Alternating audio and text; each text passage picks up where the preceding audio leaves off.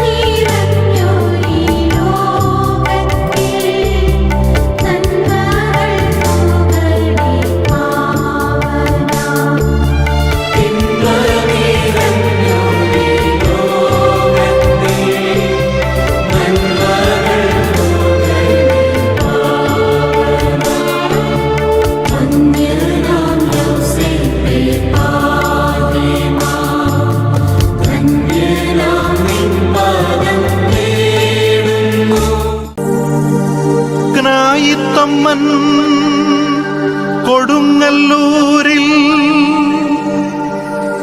അന്നു കൊളുത്തിയ ദീപശിഖ രക്തം നൽകി ജീവൻ നൽകി തലമുറ തലമുറ കൈമാറി കെടാതെ ഞങ്ങൾ സൂക്ഷിക്കും.